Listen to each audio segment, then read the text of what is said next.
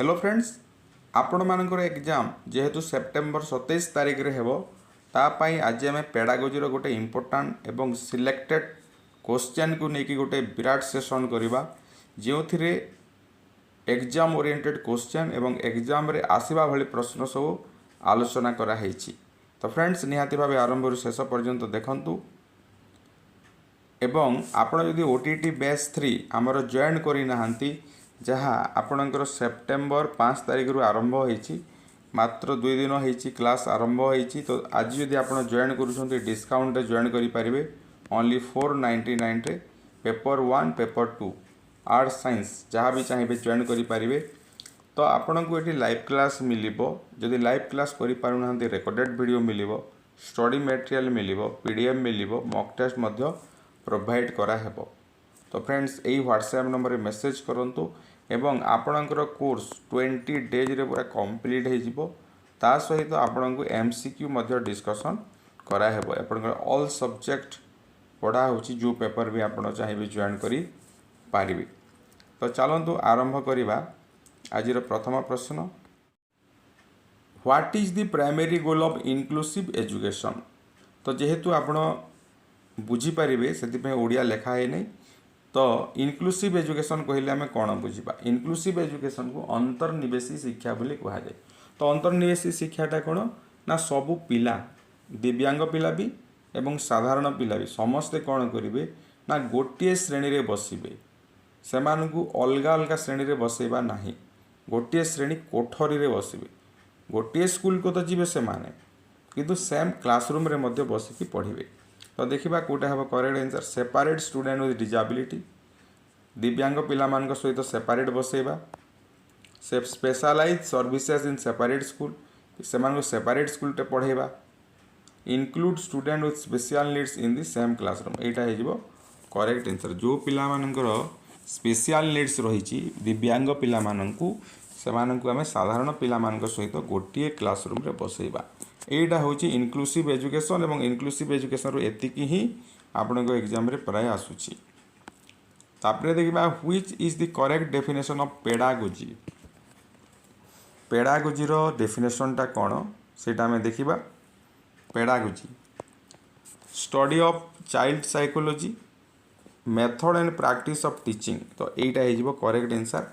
Pedagogy होची आमे आमर कौन इंग्लीश रे पेडागोजी अच्छी साइंस रे पेडागोजी अच्छी ता अर्थ कौन से साइंस को कि इंग्लीश को आपण क्यों मेथड एवं एप्रोच रे पढ़ुछंती सेटा इम्पोर्टेंट। तो method and practice of teaching हो करेक्ट आंसर।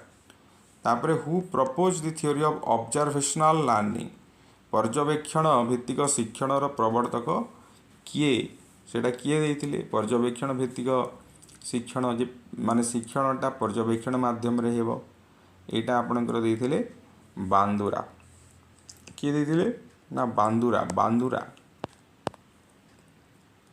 ता नेक्स्ट क्वेश्चन को जिबा, at which stage does the child develop the ability for symbolic thought according to पियाजे। पियाजे को अनुଯାयी पिलार सिंबॉलिक थॉटटा केबे हुए। सिंबॉलिक थॉट मीनिंग कोन ना सिंबॉलिक थॉट मीनिंग होची आपणकर जो सिंबॉलिक प्ले मध्य करे पिला खेले केमिति खेलिबो ना से गोटे कंढे धरी एवं ताको गोटे राणी करथिबो।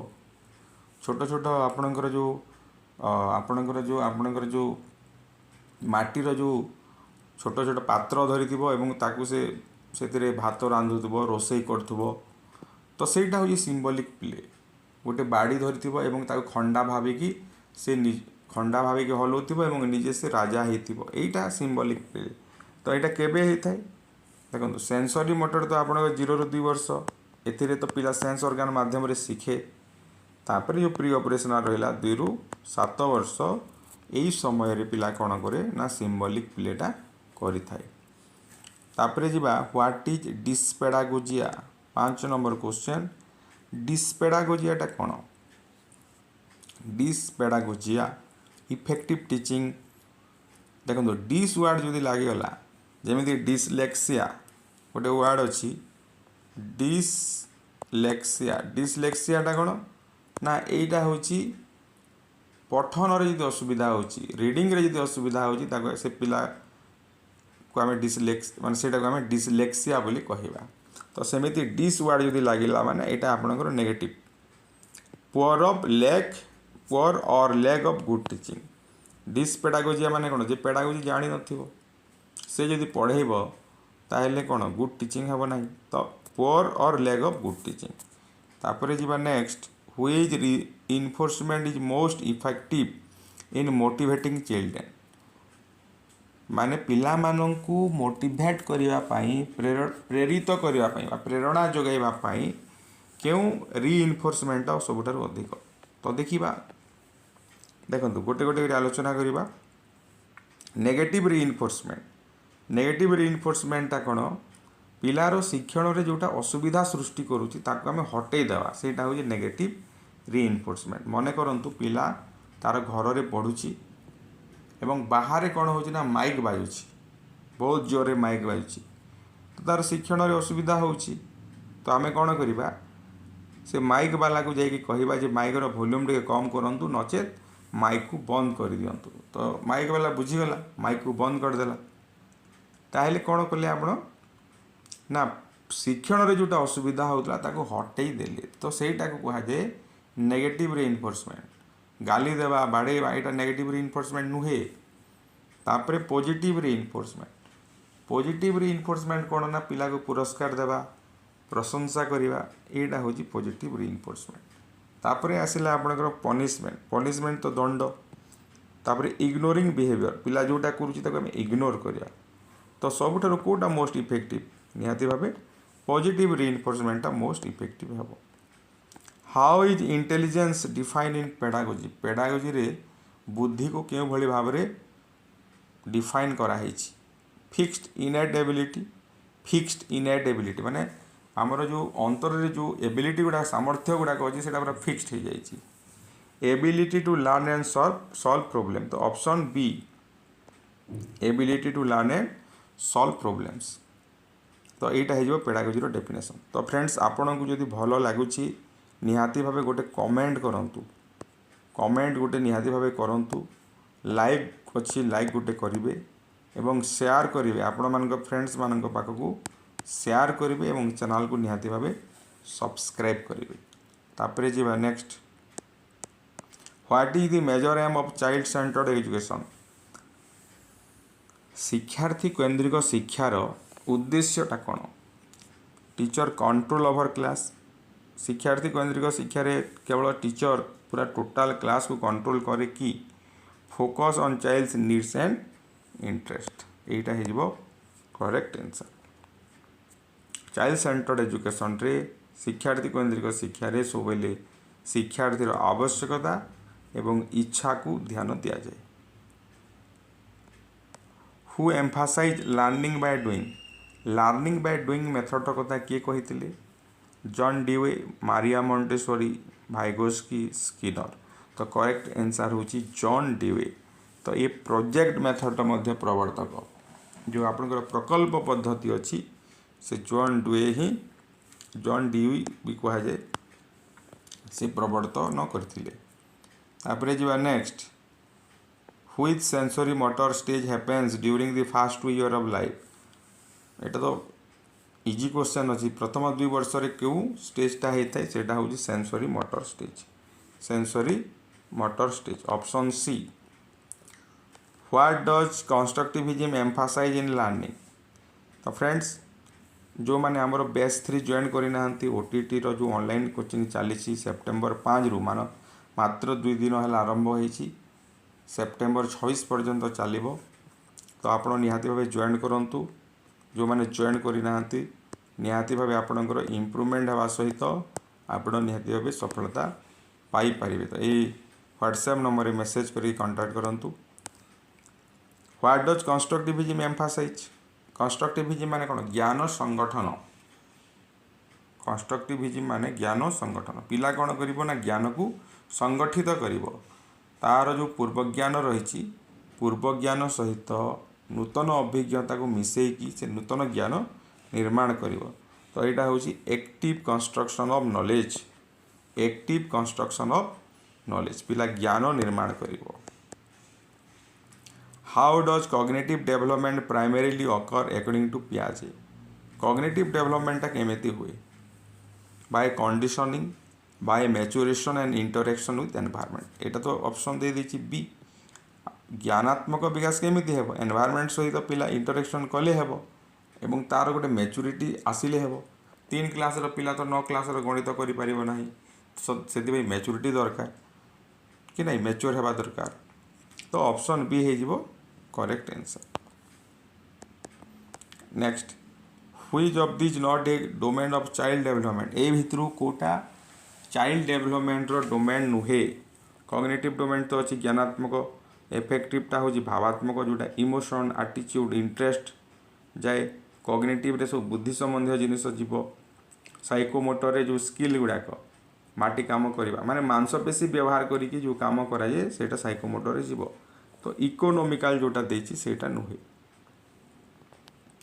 Not a domain of child development what role does play have in child development what role does play what role does play have in child development प्लेटा खेलटा चाइल्ड डेवलपमेंट रे केमिति प्रभाव पकाए चाइल्ड माने प्ले माने कोन खेलिले पिला कोन हेबो तार संग सहित इंटरेक्शन हेबो सोशल डेवलपमेंट हेबो इमोशनल डेवलपमेंट हेबो कॉग्निटिव डेवलपमेंट हेबो तो ऑप्शन बी 14 रो ऑप्शन बी हे जिवो correct answer what is formative assessment formative assessment टा कोन फॉर्मेटिव असेसमेंट जोटा आपनकर गठनमूलक मूल्यांकन बा एबे मान निर्धारण कहा जाउछि गठनमूलक मान निर्धारण सेटा कोन काहे करा जाय सेटा गोटे होछि ऑनगोइंग प्रोसेस बा कंटिन्यूअस प्रोसेस से प्रोसेसटा चालू थाए शिक्षक जे कोनोसी समय रे करि परिबे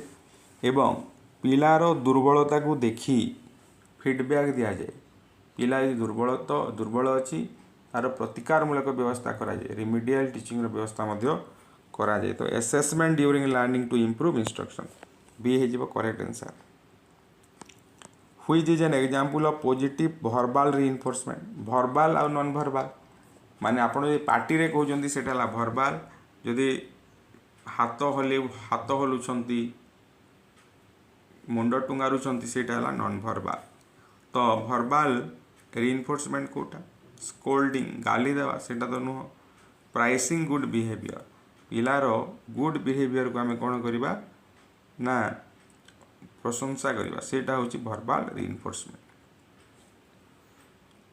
ऑप्शन बी हे गला correct answer next what does Vygotsky zone of proximal development emphasise तो भाइगोस्की दुईटा जोन कथा कही गोटे ला zone of actual development ZAD जो थे कौन कर पिला गोटे प्रोब्लेम को निजे निजे सॉल्व कर तो आउ गोटे जोन ऑफ प्रोक्सिमल डेवलपमेंट जो थे पिला शिक्षार्थी निजे निजे सॉल्व कर ताठारु जी अधिक ज्ञानवंत ताठारु जी अधिक ज्ञानी MKO मोर नॉलेजेबल अदर ताठारु जी अधिक दक्ष ताठारु से कौन कर साहाय्य नेब से अलग लोकटा किए हो पारे ना ताठारु जार ज्ञान बेसी अच्छी से तार सांगसाथी हो पारती शिक्षक हो पारती पेरेंट्स हो पारती तो सहीटा हूँ zone of proximal development learning occurs with guidance from adults or more capable peers तो ऑप्शन बी 18 नंबर क्वेश्चन को जीवा inclusive education aims to inclusive education कौन लक्ष्य रखे ये आम पढ़ी तो ये segregate student based on ability शिक्षार्थी मान अलग अलग बसाए सिग्रिगेट करे तो ऑप्शन हो जाउची B support all student in regular classroom तापर जीवा 19 which is not a characteristic of adolescence रो कोटा गोटे कैरेक्टरिस्टिक नुहे rapid physical growth emotional instability decrease देखो रैपिड फिजिकल ग्रोथ तो हुए इमोशनल इनस्टेबिलिटी भी हुए इमोशनली पिला दुखी हो जाए सुखी हो जाए रागी जाए डिक्रीज क्यूरियोसिटी तार कौतूहलटा कमी जाए एमती तो हुए नहीं एडोलेसेंस रे बाकी 3टा हुए तो 19 सी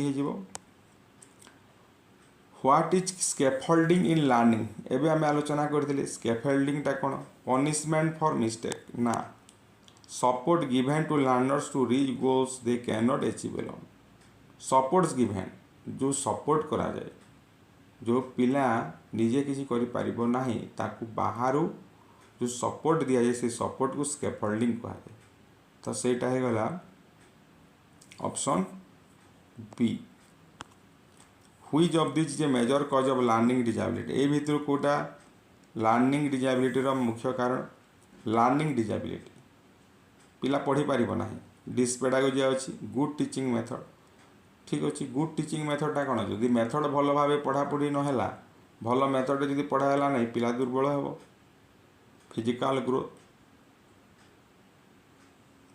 तापर play activity which of this is a major cause of learning disability तो यहाँ हो डिस्पेडागोजिया हाँ यहाँ हो पार आम उल्टा कहीदेले सॉरी क्वेश्चन को बुझा भूल है which of this a major cause of learning disability माने लर्निंग डिसेबिलिटी रो मुख्य कारण कौन तो ऑप्शन ए हो करेक्ट डिस्पेडागोजिया माने यदि मास माने टीचर भल मेथड पढ़ेले ना ताले लर्निंग डिसेबिलिटी हो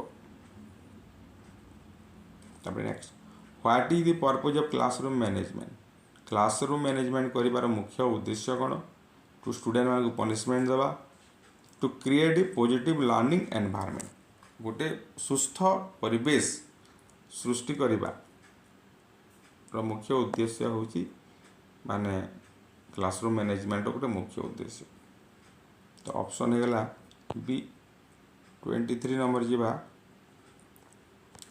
the main aim of assessment is assessment रो मुख्य लक्ष्य कौन level student improve teaching and learning process assessment रो मुख्य लक्ष्य है आमर जो टीचिंग लर्निंग प्रोसेस अच्छी ताकू आम इम्प्रूव करवा कौन करवा improve which theory emphasise conditioning through reward and punishment कौ थ्योरी रे पनिशमेंट कथा कहुई रिवार्ड कथा कहुई तो सेटा हूँ आपणकर Skinner's operant conditioning option C next question जो मैंने शेयर करना शेयर करूँ लाइक करना लाइक करूँ कमेंट करना कमेंट करूँ जो मैंने आम चैनल तो जो ऑनलाइन क्लास चली जॉइन करना से जॉइन करूँ 25 what does a teacher centred approach focus on teacher centred अप्रोचटा क्या ध्यान दिए चाइल्ड्स एक्टिव पार्टिसिपेशन ना करिकुलम डिलीवरी बाय टीचर केवल खाली कोर्स कंप्लीट करेंगे सेटा हूँ ऑप्शन बी 25 रो बी तापर what is the benefit of micro teaching रो बेनिफिटा कौन improve teaching skill in a control environment सेटा जो करेक्ट आंसर 26 रो ए तापर 27 को जीवा the preschool stage is important for प्री स्कूलटा कहीं बहुत इम्पोर्टेंट माने आपनकर जो एबे 3 रू पाखापाखि 6 वर्ष पर्यंत कहीं important social and emotional development से समय सोशल और इमोशनल डेवलपमेंट बहुत जोर होता है 27 रो ए 27 रो ए करेक्ट आंसर 28 नंबर क्वेश्चन करवा what is the best way to manage disruptive behaviour in class best way to manage disruptive behaviour ignore the student punishment only positive reinforcement and clear rules तो option C हो correct answer third 29 the moral development theory was moral development theory किए देथिले Kohlberg देथिले एटा हम पढ़ी सारी तो option B what is the role of assessment in child development role of assessment child development रे असेसमेंट रोलटा कौन रही to punish bad behaviour to identify learning progress and difficulties तो ऑप्शन बी हो करेक्ट आंसर तो यार PDF आप Piper निहाती भाव आम बैच जॉइन करूँ 499 गोटे बड़ अमाउंट नुहे तो आपन को पास करवा दरकार ना प्रमोशन अटकी जीव तो ठीक अच्छे समस्त को धन्यवाद जो मैंने आम चैनल को सब्सक्राइब करना सब्सक्राइब करूँ कमेंट गोटे निहाती भाव करंतु।